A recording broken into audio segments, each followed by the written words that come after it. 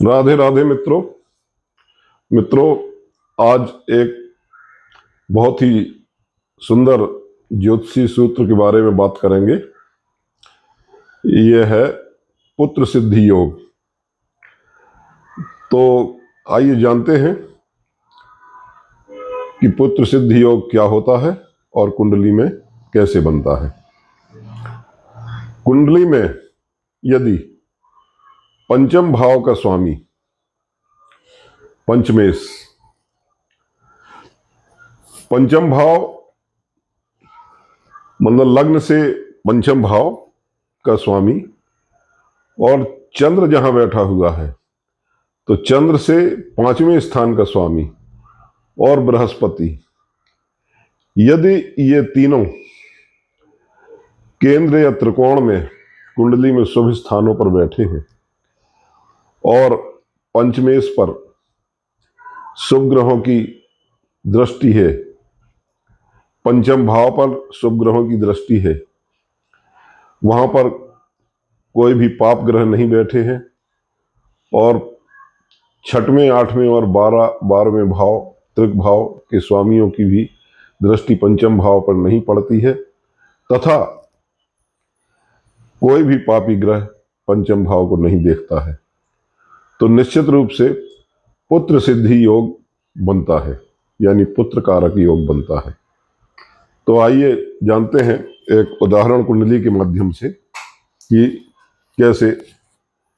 ये एक वृश्चिक लग्न की कुंडली है मित्रों।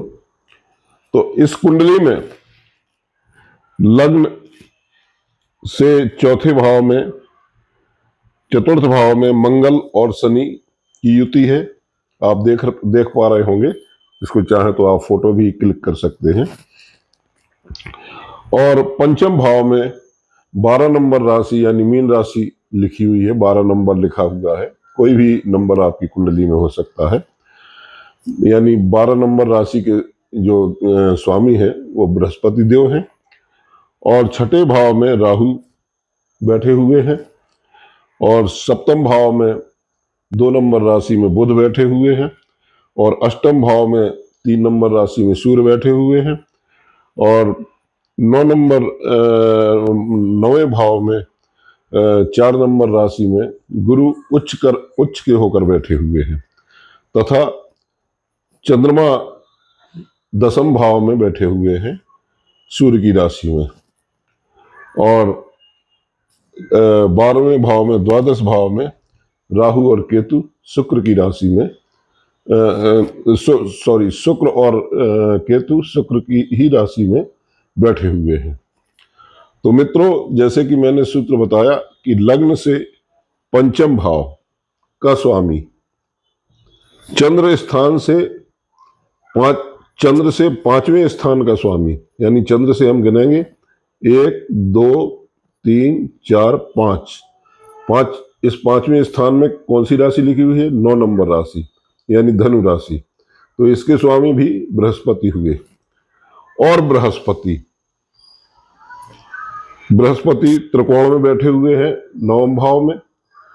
अगर ये जो है तीनों कुंडली के शुभ स्थानों यानी केंद्र या त्रिकोण में बैठते हैं और पंचम भाव पर शुभ ग्रहों की दृष्टि पड़ती है, तो पंचम भाव को बृहस्पति देव अपनी 9वीं दृष्टि से देख रहे हैं। 1 2 3 4 5 6 7, यहां से गिनेंगे 1 2 3 4 5 6 7 8 9, यानी पंचम भाव को 9वीं दृष्टि से बृहस्पति देव देख रहे हैं और इन पर किसी भी, जैसे राहु, केतु या सूर्य या मंगल किसी की भी, या शनि किसी की भी दृष्टि पंचम भाव पर नहीं आ रही है।